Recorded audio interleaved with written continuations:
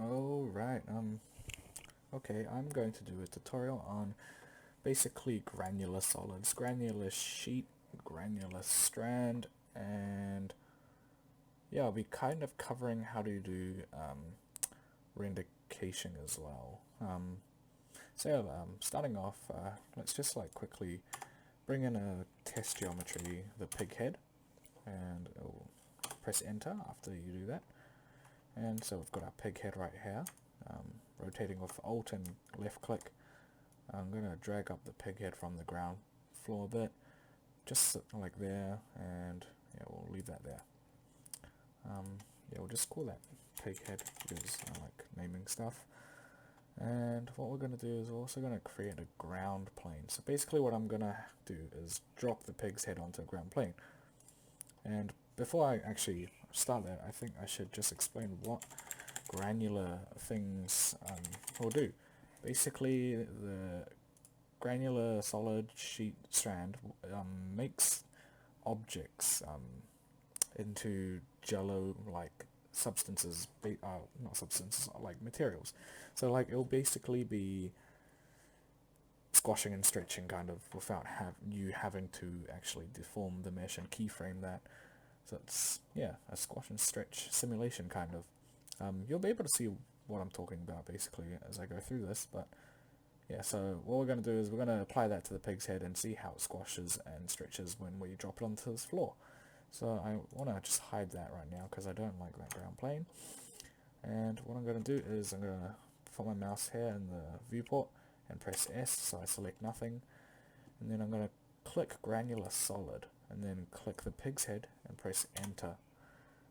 And then that's just going to apply this whole new dop thing and make everything really weird. But just in this, because it's a little ugly right now, just press L and it'll sort everything out for you. And let's just go hide the pig's head so we can kind of see what's going on here. So what we've now gotten is basically a bunch of grains joined together in a network sort of thing. And if we press W for wireframe mode, we can kind of see how those are all joined together as well. And yeah, sweet. So I'm going to go back into this area here and click on the grain update thing. Yeah, and right here we're just going to quickly start off before anything. Go into Solver and then click use OpenCL. Basically that'll make your simulation times a lot faster using as long as your GPU allows it basically. And you want to make sure this real-time toggle is real-time is toggled. And yeah, so now that we've got that all done, basically what particle separation is how large your particle sizes are. So if we do 0.2, we're basically just going to get tiny particles. Yeah, and those tiny particles essentially mean you get a better sim, but also that means longer render times. And for the sake of this tutorial, I'm just going to put that back to 0.06 there. Yeah, maybe actually even 0.08 to make it even faster. But yeah, actually, no. Okay, so yeah, going through these parameters, internal collisions, you don't really have to worry about that. Basically all we really want to know is shock scaling power in internal collisions and explicit constraints. You can control the weights of these as well, and yeah, but first let's just actually see how the simulation looks. So I've only got it set to 120 keyframes because don't really want to simulate for too long. But yeah, as you can see, there's the squash and the stretch. So it's already become from a static object into a jello-like substance. I don't know why I keep saying substance, but yeah. Okay, sweet. And what I'm gonna do is I'm gonna go turn the pig's head on so you can kind of see what's going on here with the model itself as well. And if you want, you can turn off your grain particles. It'll just mean you can see a lot more. But yeah, if you look at this front part here, it's actually touching quite a bit too much for our liking. So what I'm going to do is go back to the start with Control Up arrow key, and then go into our network again, look at that, and to basically fix that, I'm going to turn up the shock scaling power to 30. Shock scaling power will essentially make the jello, or the squash and stretchiness of it a lot more. But yeah, I'll also fix our problem there with the simulation. And then if we just press play, you'll be able to see the thing fixed. But yeah, you can like apply this thing to a lot of things. You know, if you're gonna essentially make a CG character head getting punched in the face, you know, that works, right? I don't know. But yeah. So yeah, there's really not much you'd have to really adjust it, unless you want it to be less squashier and less whatever. But what you also can do is, in here where it says clumping, basically what it means is, like, do you want the particles to clump instead of retaining that original model? But yeah, actually just looking back at this now, you can see this little part here is no longer actually moving and twitching as much as before. But you see there's a lot more shake on the nose because we've made it squash and stretch and bouncy. So yeah, control up arrow key, and let's just go back to our parameters. And yeah, if we turn on clumping, then basically what it's going to do is no longer to retain that shape once it actually hits the ground. It's just going to really blob. This is the best way I describe it. And as you can see, it just blobs. But yeah, you can also adjust those parameters if you want as well. I thought that'd just be kind of cool to show you if you need to use that or anything. But yeah, and I'm just going to go over how to, I guess, cache this simulation here. While I go over that, what we're going to do here in our this thing, we're just going to create a new geometry. Put it there. Let's just call it cache. I'm not sure if it's actually a scratch cache, but yeah, it's just a cache, I think. Just going to delete that. And oh, hello depression. I actually don't know what happened there. Oh, okay, whoops, I turned that to 0. I should have turned that to 0 actually.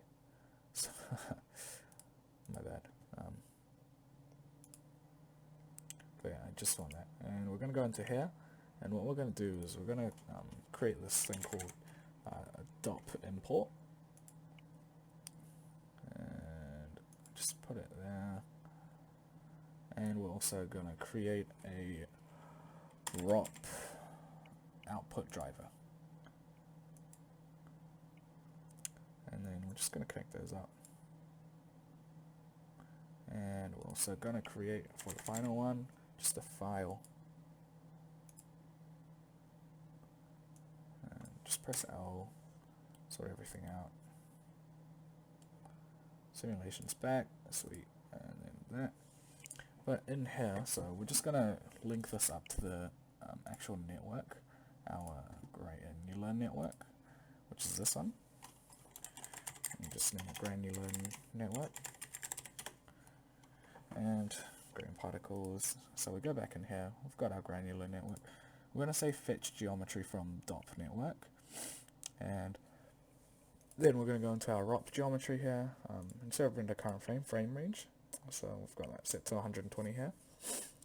And then we're just going to change how we save this. So I'm just going to say string f for frame, and then I'm going to say pad it by 3. Dot, let's call it face, yeah. So yeah, that 3 there, you can change it to like 4. It's for frame padding. If you don't know what frame padding is, I'm sure someone next. Oh, okay, so frame padding is essentially like if it says frame 0001, that's frame padding 4, and yeah. So sweet. What we're going to actually do now is also copy that, and oops, and then we're we're going to just go save to disk first. And now it's just rendering it out basically. And we're just going to let that render.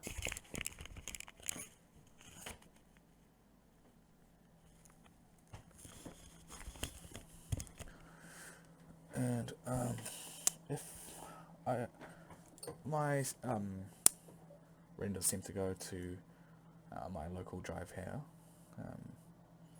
Local C disk uses OEM GEO, as you can see, Geo, and it's almost about done. So we've got all the frames just rendering out there.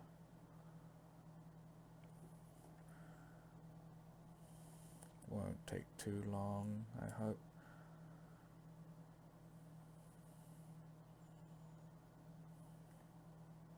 Oh, yeah, it's not really scratch caching, it's just actually caching it.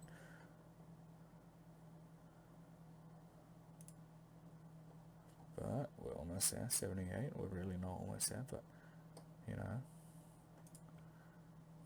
Okay. And yeah, just make sure you've got that thing highlighted. Almost there. 17, 15 to go.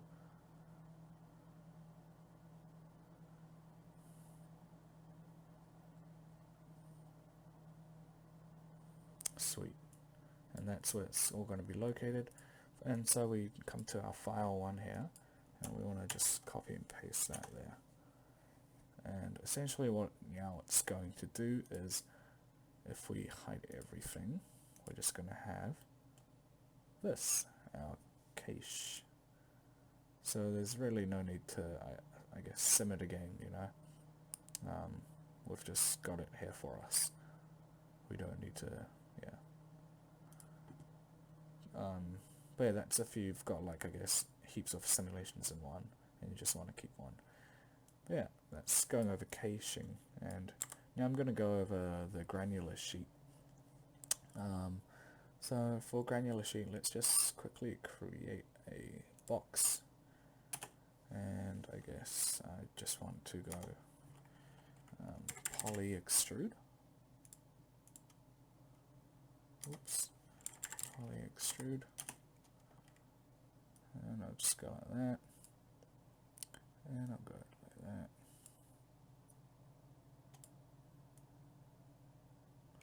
And I'll just do that. Maybe a bit lower.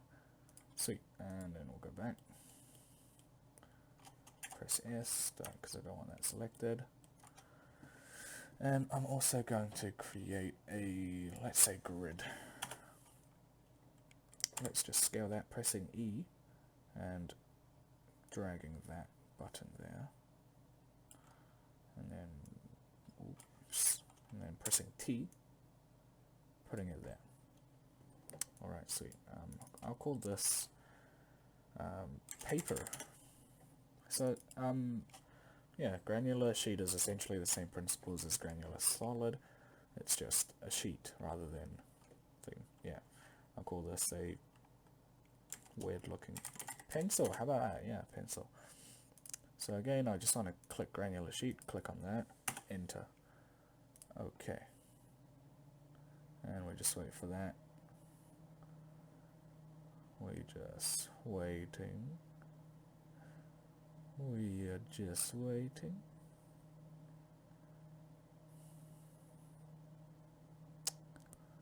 We're going to be waiting for a while. Okay. I'm just going to pause the recording here then. Okay, so basically what I've done now is come through, yeah, applied granular sheet to that plane, and I've changed it to 0.08, but before you really do anything, you want to make sure that OpenCL is on. My computer doesn't support it, but yours might. Faster render times, who knows. But yeah, so what we've got there is the sheet, and what it's going to do when it hits that is this.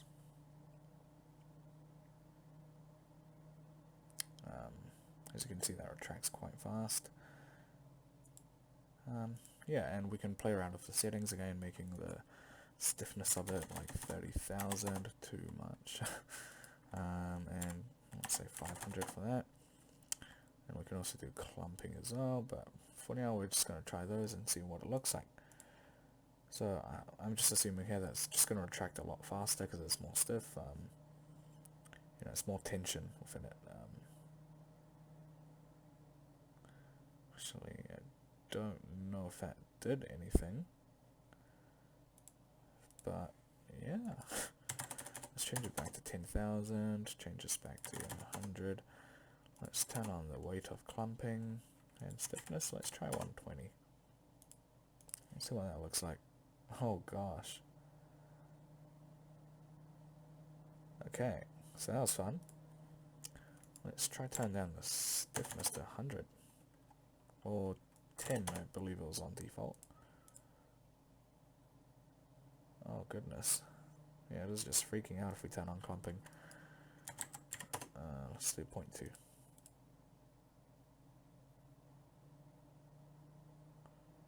There we go.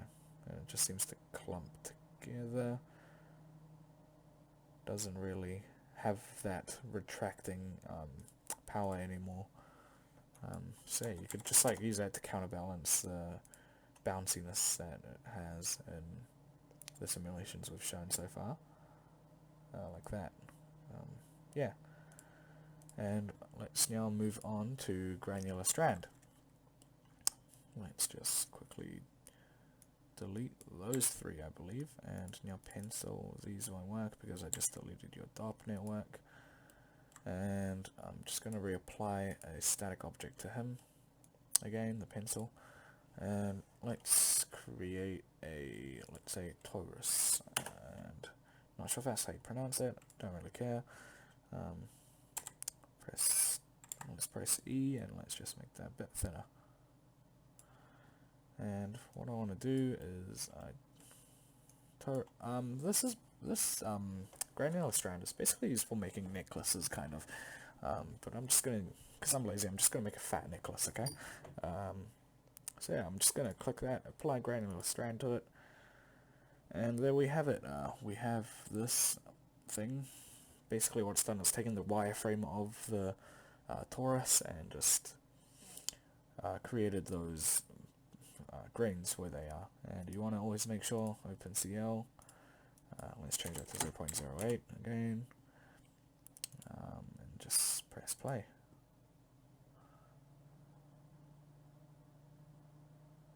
And sweet, there you go. Now this guy has a muffler, or a really cool beanie hat, or a necklace if you look at it that way. Sweet. But yeah, now I'm just going to quickly show you how to playblast, or as they call it in Houdini, Flipbook. And it's just this button right here. What you want to do is right click it and then go Flipbook with new settings.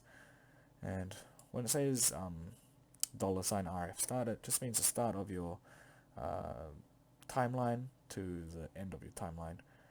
I'm not sure what that is, but you want to keep it as IP because they'll send it to the inbuilt media player called mplay or something like that.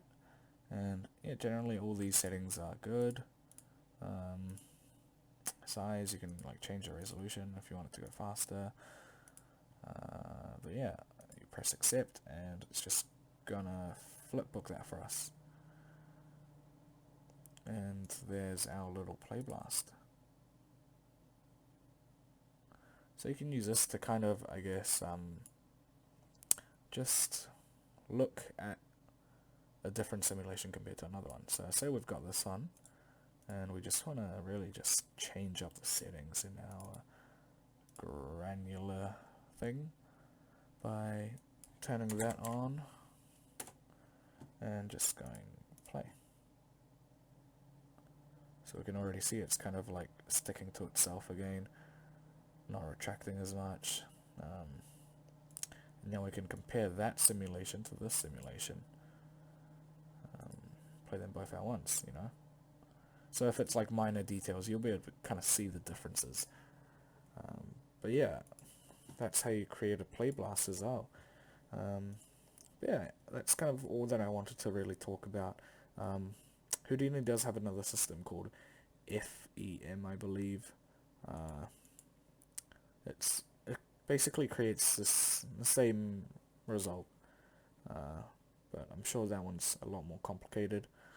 But this one is a really quick way to make those squash and stretch balls or whatever you want. So yeah, that is all. Bye.